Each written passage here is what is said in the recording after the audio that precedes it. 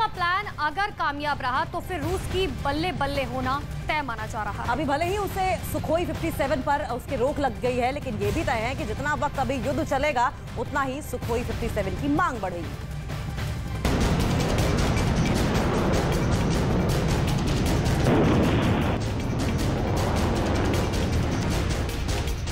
माना जा रहा है कि यूक्रेन युद्ध जितना खींचेगा, सुखोई 75 यानी चेकमेट का बाजार भी उतनी देर से खुलेगा।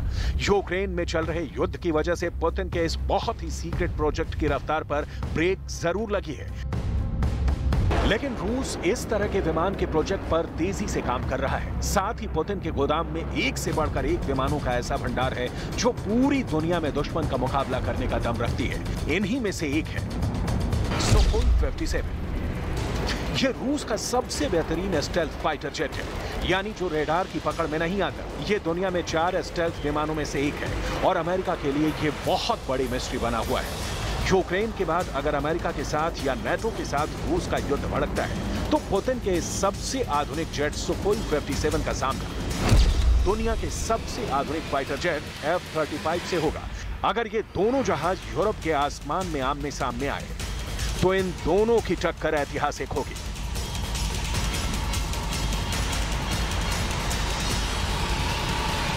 रूस का प्लान है कि वो 2024 तक 22 सुखोई 57 फाइटर्स को अपनी वायुसेना में शामिल कर ले, जबकि 2028 तक उसे ऐसे 54 और जेट मिल जाएंगे।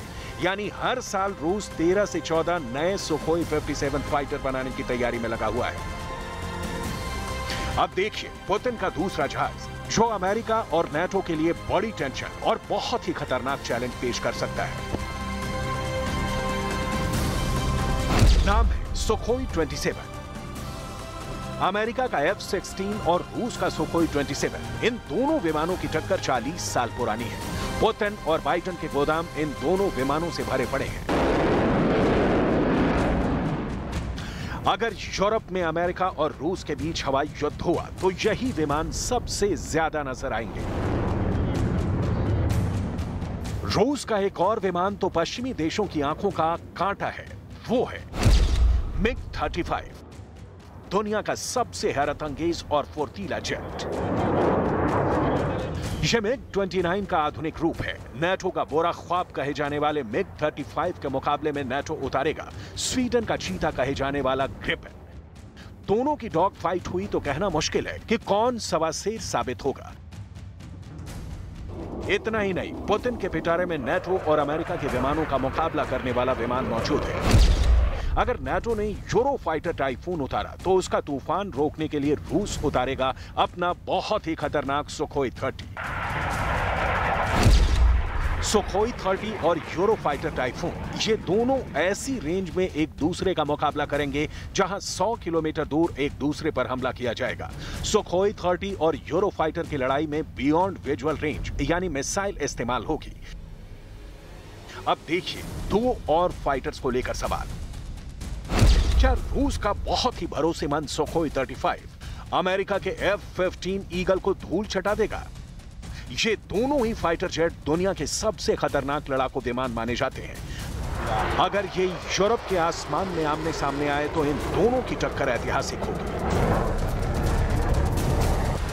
यूक्रेन जंग में रूस की तरफ से जिस फाइटर जेट ने सबसे ज्यादा मिशन को अंजाम दिया है वो सुखोई 35 मल्टी रोल फाइटर है। रशियन एयरफोर्स के पास अभी 100 से ज्यादा सुखोई 35 है। ये यूक्रेन में पुतिन के स्पेशल ऑपरेशन का सबसे अहम हिस्सा या कहें कि रूस के एयर स्ट्राइक मिशन का लीडर बना हुआ है। यूक्रेन में हुई बड़ी एयर स्ट्राइक्स में ज्यादातर सुखोई 35 का इस्तेमाल किया जाता है।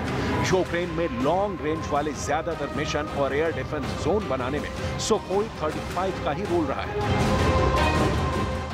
यूक्रेन में मिली ऐसी तमाम कामयाबी, ऐसे मिशन जिसमें ज़ेलेंस्की का पूरा एयर डिफेंस सुखोई 35 जैसे जहाजों के जरिए पुतिन ने खत्म कर दिया, ये बताता है कि सुखोई 35 इसकी सटीक बॉम्बिंग सीरिया और यूक्रेन में मिसाल बन चुकी है। 2024 तक रूस की एयरफोर्स को ऐसे 30 और जहाज दिए जाने की तैयारी है।